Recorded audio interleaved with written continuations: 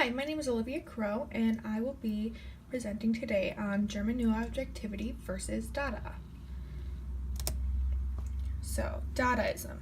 Dadaism was a movement that started in 1916 in Zurich, Switzerland. It ended in 1924. This movement was created as a reaction in the wake of World War I.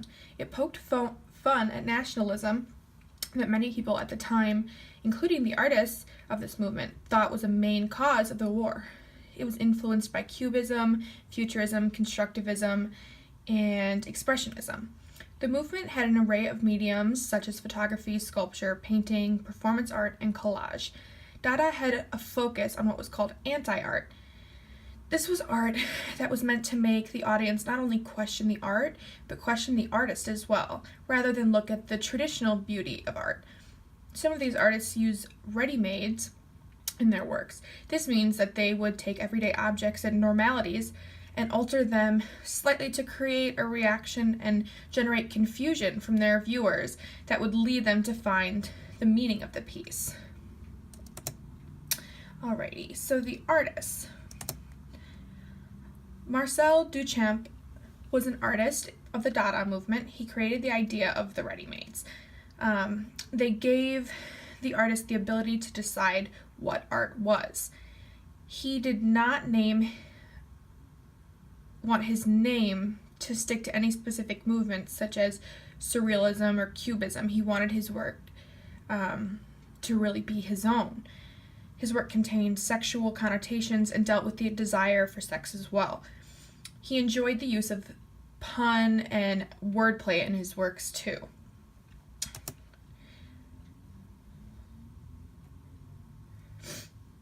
So his first piece that I'll be talking about was LHOOQ. This was a piece done by Duchamp in 1919. He basically added a mustache and goatee to an already existing postcard of Mona Lisa.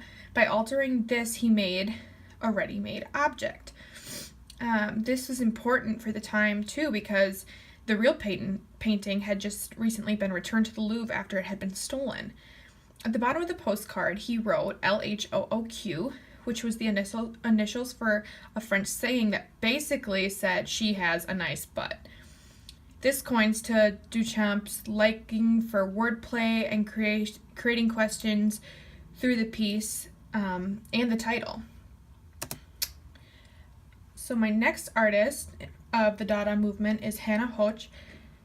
She was an artist of the movement that had a harder time because she was a woman, and being an artist during this time was not something that was looked as necessarily a regular role for a woman. She focused her work on the portrayal of women in society and the woman's figure in society. She looked at and promoted the idea of the new women in culture and pushed the boundaries of a woman's status and role in their community. She used photo collaging of images that did not necessarily belong together or fit in the same category to get her messages across to the public.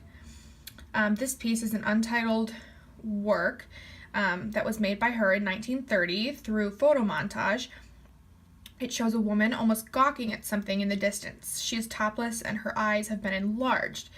Hoch did this to mock the perception that women are used as sexual objects and are simply there to be looked at. The body type is made to look that of what the ideal woman would look like at that time. So then we move on to German New Objectivity. This began in 1919 and ended in 1933.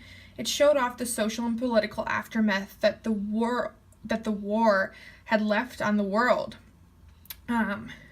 German New Objectivity highlighted the medical technology advancements as a loss for humanity, in that it created a race that could be broken over and over and come back being less and less human each time. These artists showed not only the physical loss that war brings, but the psychological turmoil of everyone affected by war. They portrayed their newfound freedom for sex through the use of prostitutes during the war and still once the war was over. So the artists. So Otto Dix. Otto Dix was an influential artists during the movement. He was an inspiration to other artists such as George Grosz and Max Beckmann, who later followed in his footsteps. He started by painting crippled soldiers of World War I, as he himself was a veteran, left with haunting memories of his time in the war and the battles that he participated in. He later moved on to painting nude paintings as well as prostitutes. He liked to paint mocking portraits of government officials, and he became a target for Nazis in the 1930s as his work started to get darker and darker. This is Otto Dix's painting called Scat Players, and that was made in 1920. This painting portrays veterans sitting around a table playing cards. Each player is disfigured from their service during the war. Dix wanted to show the consequences that were left with the veterans even after the war was over. It was something that was so common for men returning home from war to have missing body parts, and as you can see, it almost looks like their legs kind of merge from the legs of the chairs. They're so similar looking, and it showed that